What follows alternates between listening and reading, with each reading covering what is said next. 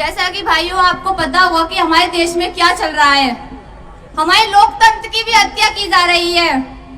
और जैसा कि साथियों आपको पता होगा कि अभी हमारे माननीय प्रधानमंत्री मोदी जी द्वारा नई संसद भवन का भी उद्घाटन कराया गया। भाइयों, जिस संसद भवन में लोकतंत्र से चुने हुए सांसदों को होना चाहिए, पर उस संसद भवन में पाखंडी बाबाओं को बुलाया गया और संसद भवन का पूजा पाठ और शुद्धिकरण कराया गया। इससे क्या हो रहा है साथियों? जिससे हमारे लोकतंत्र की हत्या की जा रही है। और एक और बात साथियों, जैसा कि आपको पता हो कि एक और अपमान हुआ, हमारे आदिवासी समाज का भी अपमान हुआ। हमारे राष्ट्रपति जी को इन संसद भवन में नहीं बुलाया गया उद्घाटन में। क्यों? एक और जी हम बोलते हैं कि हम हिंदू राष्ट्र बनाएंगे, जब हमारे सम्मान के और हमारे अधिकार की लड़ाई की बात आती है तब हमें ये दलित, अछूत और आदिवासी कहकर अपमानित करते हैं ये लोग। ऐसा क्यों हो रहा है और आप लोग कब तक सहन करते रहेंगे इन मनुवादी सरकार का? साथियों, ये संसद जो होता है ना, ये एक संविधान का हिस्सा है और ये लोग, ये मनुवादी सरकार, ये बीजेपी सरकार हमारे संविधान को खत्म करना चाहती है। क्या साथियों आप चाहते हो कि हमारा संविधान खत्म हो? जिस बाबा साहब ने इतना संघर्ष किया, हमारे 4-4 बच्चों की कुर्बानी कर दी हमारे लिए, संविधान बना के हमें जो आजादी दिलाई, हमें जो वोट का अधिकार दिलाया, उस संविधान को ये लोग खत्म करना चाहते हैं। तो मैं आप साथियों से निवेदन करती हूँ कि आप सभी साथी एक बनो और संविधान को बचाओ और अपनी सरकार लाने की कोशिश करो। और साथियों, ये जब ही हो सकता है जब हमारे बड़े भाई एडवोकेट चंद्रशेखर आजाद जी ये हमको ये आजादी दिला सकते हैं, नहीं तो ये मनुवादी सरकार हमें जड़ से उखाड़ फेंकने का काम कर रही है। आप देख ही रहे होंगे अभी जंतर मंतर पे भी क्या हो चल रहा है, आपको भी पता होगा कि ये एक और, अरे इनने तो अपने राजनीतिक की खेल में हम बेटियों को भी नहीं छोड़ा। एक और जब बेटी बचाओ बेटी पढ़ाओ का नारा लगाते हैं और दूसरी ओर इनकी 10 कदम की दूरी पर हमारी पहलवान बहनें बैठी हैं। अरे जो मोदी जी कहते थे दिनेश जी से, अरे क्या बात है बेटा, ये तो मेरे ही घर की बेटी है। आज मोदी जी को दिखाई नहीं दे रहा कि ये किसके घर की बेटी है। उन बेटियों आज न्याय के लिए आवाज उठा ली तो उन्हें एक जात का बोल के अपमान कर रहे हैं और बोल रहे हैं कि इनको विपक्षी लोगों ने बिठाया है। क्या बात है मोदी जी, आज आपको नहीं दिख रहा है कि बेटी अपनी न्याय के लिए बैठी हैं? आज इन बेटियों को न्याय चाहिए तो ये न्याय नहीं दे रहे हैं, संसद में बैठकर जश्न मना रहे हैं। और संसद में जश्न मना रहे हो जिन संसद में पाखंडियों को बुलाया जा रहा है, बाबाओं को बुलाया जा रहा है, क्या यही चलेगा? आप चाहते हो कि यही चले? आप लोग चाहते हो कि संविधान खत्म हो?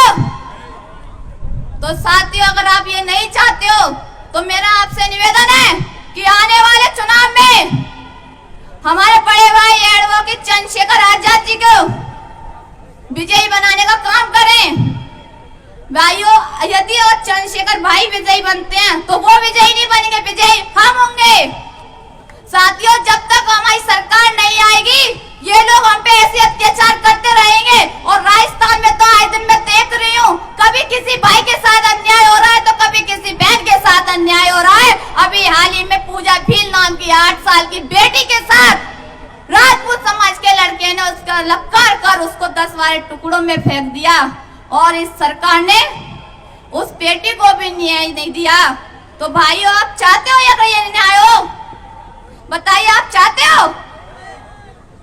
तो फिर भाइयों, अब समय आ गया है, एक बनो और अपनी सरकार लेकर आओ और बड़े भाई एडवोकेट चंद्रशेखर आजाद जी के हाथों को मजबूत करने का काम करो। साथियों, मैं एक स्लोगन बोलूंगी जिसमें आप सबको पीछे से आजादी शब्द लगाना है। मैं चाहूंगी कि आप जरूर बोलें।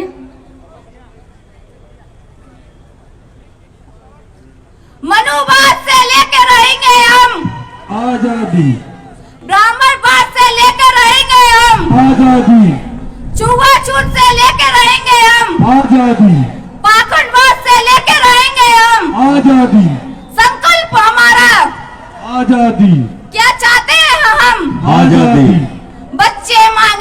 आजादी। आजादी।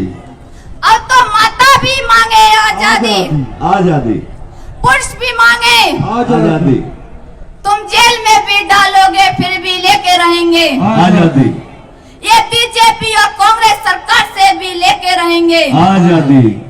साथियों, ये आजादी और ये स्लोगन हमारा तभी पूरा हो सकता है जब हमारे बड़े भाई एडवोकेट चंद्रशेखर जी सत्ता में आएंगे और हम लोग सत्ता में आएंगे। जब ये हमारा स्लोगन पूरा होगा तो मेरे भाइयों, आपसे निवेदन है कि प्लीज आने वाले चुनाव में बिकने का काम आप ना करें। और जो हमारी भोली वाली माएं और बहनें होती हैं, वो तो बहुत जल्दी इस सरकार, जो मनुवादी सरकार है, मनुवादी लोग हैं, उनके झांके में आ जाती हैं। वो एक फ्री का राशन, फ्री की चीजें देने का वो करती है। तो हमारी माताएं उनकी बातों में आ जाती हैं।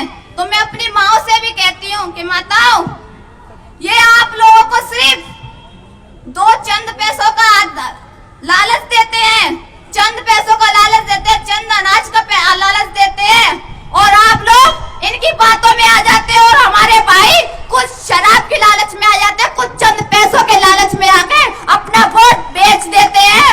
अरे मेरे भाइयों, आप वो वोट नहीं बेचते, अपना ईमान बेच देते हो। और 5 साल के लिए उनके संघर्षों को पढ़ो, हमारे बाबा साहेब के संघर्षों को पढ़ो। आज एक बात और मैं आपसे बोलूंगी कि जो हमारे बाबा साहेब जब संसद में गए, संसद से बाहर आ रहे थे, तो बाहर कांग्रेस के एक नेता आचार्य कृपलानी जी उनसे मिलते हैं और कहते हैं हमारे बाबा साहेब से, क्या बात है अम्बेडकर, आज तो तुम बड़े खुश नजर आ रहे हो। तो हमारे बाबा साहब ने कहा कि हाँ मैं खुश हूँ, क्योंकि अब राजा रानी के पेट से नहीं, मतदान की पेटी से पैदा होगा। तो साथियों, और बाबा साहब ने यह भी कहा कि आज वो वोट का अधिकार, हक और अधिकार मैंने अपने पूरे बहुजन समाज को, जो मेरा 85% बहुजन समाज है, मैंने उसको दिलाया है। साथियों, तो इतने में आचार्य जी बोलते हैं कि अम्बेडकर, तुम ज्यादा खुश मत हो, क्योंकि ये तुम्हारा समाज है ना, एक कुछ चंद पैसों में आके, लालच में आके बिक जाएगा और तुम्हारी समाज का वोट हम खरीद लेंगे और हम फिर से अपनी सरकार बनाएंगे। तो बाबा साहब ने कहा, हाँ मुझे पता है कि मेरा जो समाज है वो लाचार है, बिका हुआ है, बिक जाएगा और उसका वोट तुम लोग खरीद लोगे। पर जिस दिन ये मेरा समाज, जिस दिन ये मेरा बहुजन 85% जो मेरा बहुजन समाज है जाग गया ना, उस दिन सबसे बड़े भिखारी तुम नजर आओगे, मेरे समाज के आगे पैरों के आगे गिड़गिड़ाते नजर आओगे।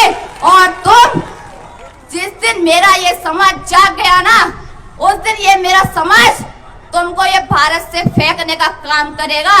इसलिए साथियों, अब समय आ गया है कि बहुजन राज स्थापित किया जाए, बहुजन समाज स्थापित किया जाए और दिल्ली की गद्दी पे नीला झंडा लहराने का समय आ गया है। तो साथियों, एक बनो और दिल्ली की गद्दी पे नीला झंडा लहराओ और अपनी सरकार लाने का काम करो।